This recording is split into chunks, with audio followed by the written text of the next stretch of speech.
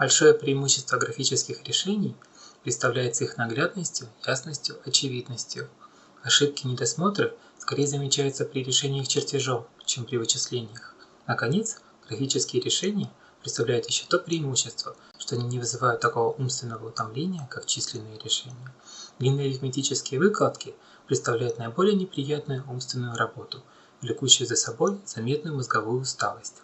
Исполнение чертежа не так вредно отзывается на психическом состоянии. Виктор Львович Кирпичев. В этом видео методами графической статики мы посчитаем однопролетную балку с двумя консолями. Естественно, сначала определимся с масштабом. Поскольку размерами листа мы не ограничены, примем удобный масштаб 1 мм 1 кг сила. Таким образом, нагрузки составят 600, 1000 и 700 кг. Построим многоугольник сил.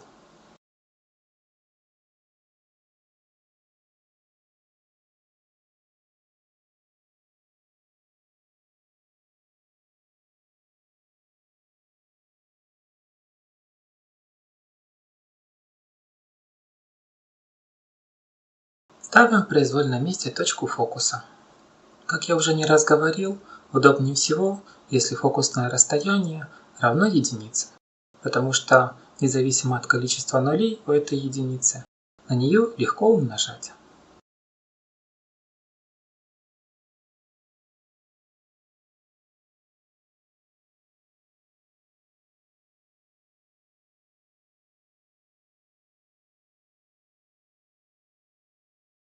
Запоминаем фокусное расстояние, оно нам потом понадобится. Из точки фокуса в углы многоугольника сил проводим лучи.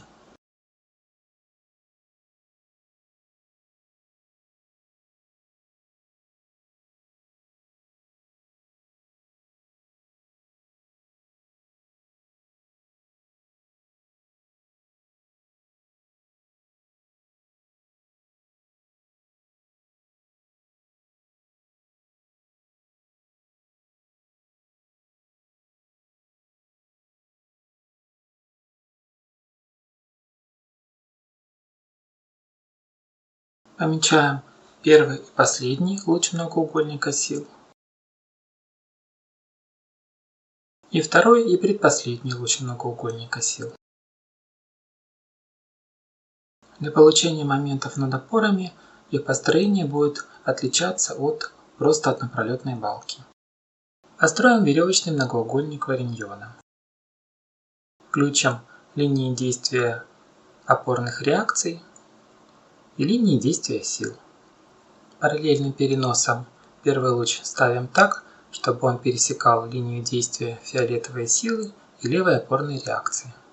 Для получения момента над опорой второй луч ставим на пересечение линии действия фиолетовой силы и первого луча.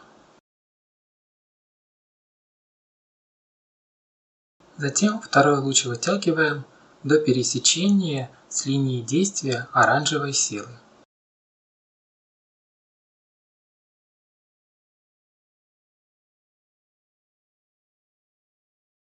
Третий луч ставим на пересечение линии действия оранжевой силы и второго луча так, чтобы он пересекал линию действия зеленой силы.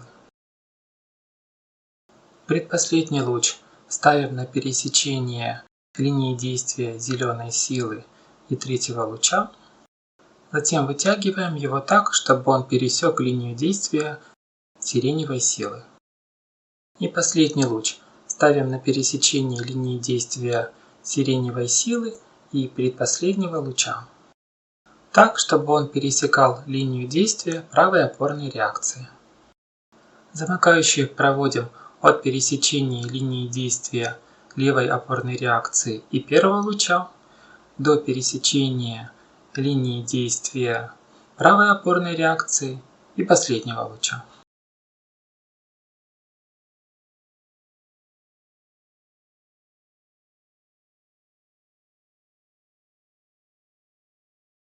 Очищаем лишние хвостики.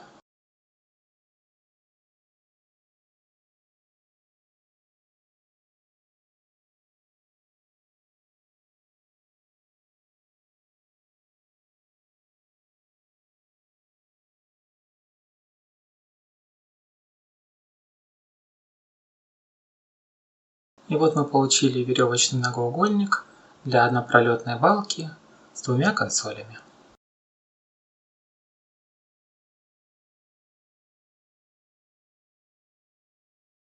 Параллельным переносом копируем замыкающую в точку фокуса.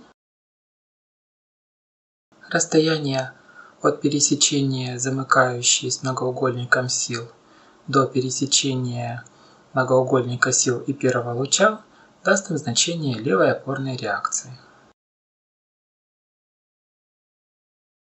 И соответственно расстояние от пересечения замыкающей с многоугольником сил до пересечения многоугольника сил с последним лучом даст нам значение правой опорной реакции. Давайте их обозначим стрелками.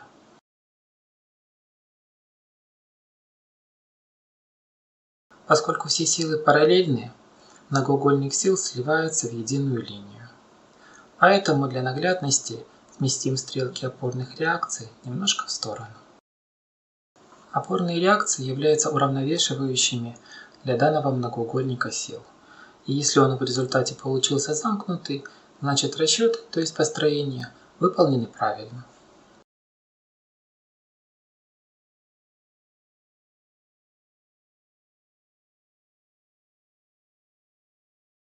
Как видим, наш многоугольник сил замкнулся, значит мы нигде не ошиблись.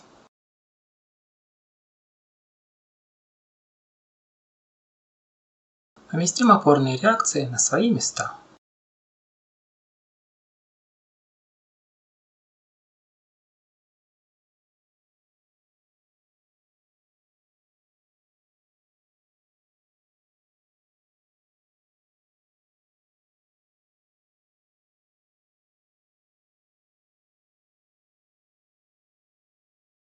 Теперь при помощи веревочного многоугольника Вариньона определим изгибающие моменты. Для этого ординату в интересующей нас точке нужно умножить на фокусное расстояние. Таким образом, если я хочу получить изгибающий момент в килограммах на миллиметр, мне всего лишь нужно дописать 3 нуля. А если я хочу получить значение в килограмм на метр, мне достаточно умножить на единицу.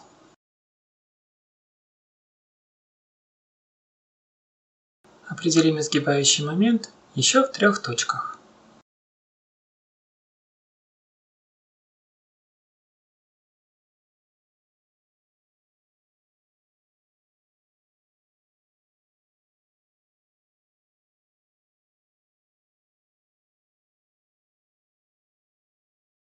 Как видим, многоугольник Вариньона уже сам по себе является эпюрой изгибающих моментов. Но из-за его формы такую эпюру читать не особо удобно. Поэтому давайте ее перерисуем в более привычном для нас виде. Для этого пометим ординаты в интересующих нас точках.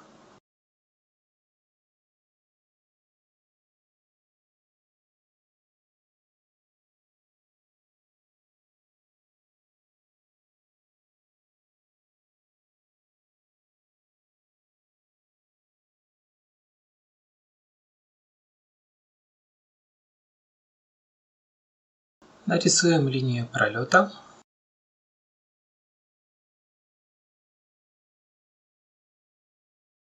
И сносим на нее ординаты с многоугольника Вариньона. Те, что были над замыкающей, остаются вверху, те, что были под замыкающей, остаются внизу. Так как у строителей принято строить эпюры относительно растянутого волокна.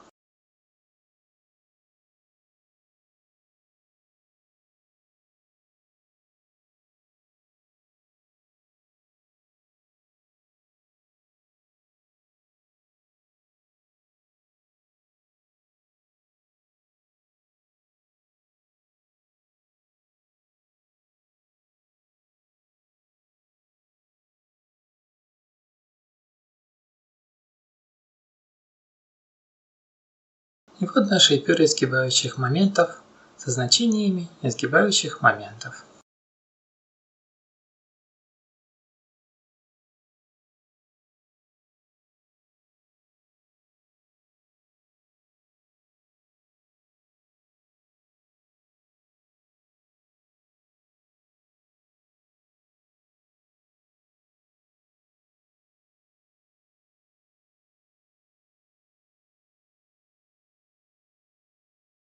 Давайте нанесем на нее традиционные метки.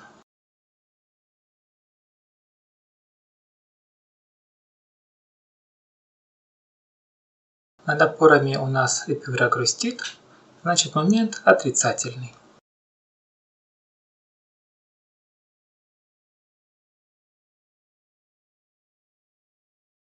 А в пролете улыбается, значит момент положительный.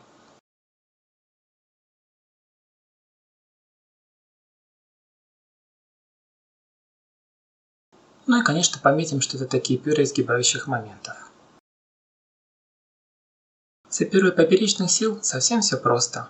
На линию пролета сносим и соединяем ступеньками стрелки сил и опорных реакций.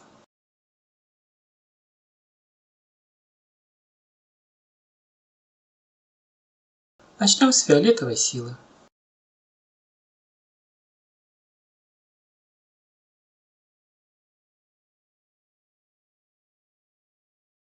Проводим горизонтальную линию до линии действия левой опорной реакции, затем сносим на нее саму опорную реакцию.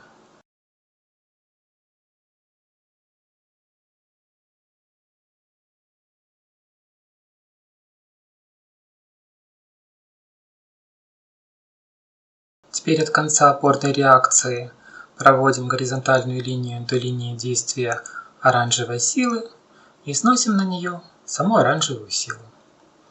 И так далее, пока эпюра не замкнется.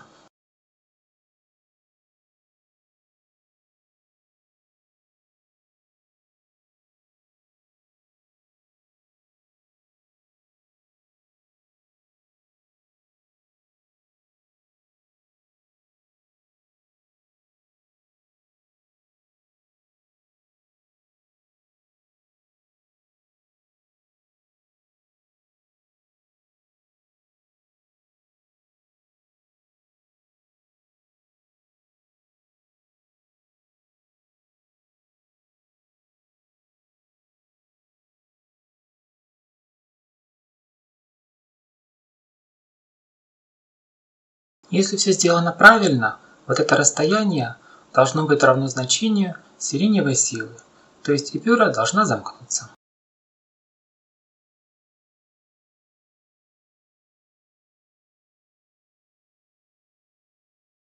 Эпюра замкнулась, значит мы нигде не ошиблись.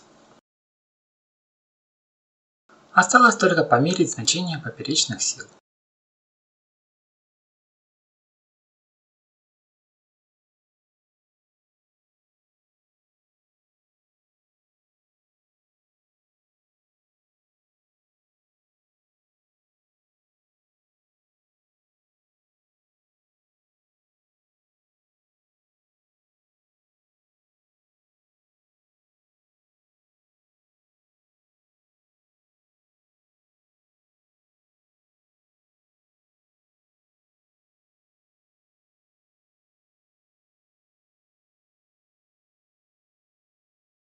Ну и естественно поставим на эпюру традиционные метки.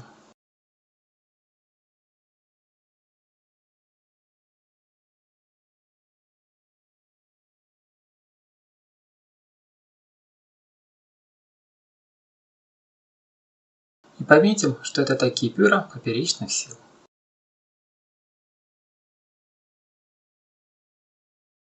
Ну вот, не сделав почти ни одного арифметического действия, пользуясь только геометрическими построениями, мы определили опорные реакции, изгибающие моменты над опорами и в пролете, и поперечные силы у однопролетной балки с двумя консолями. А в следующем видео при помощи веревочного многоугольника мы посчитаем чисто консольную балку. Ну и напоследок, для тех, кто досмотрел до конца, результаты расчета для такой же балки, но уже полученные при помощи лиры Саппор. Изгибающие моменты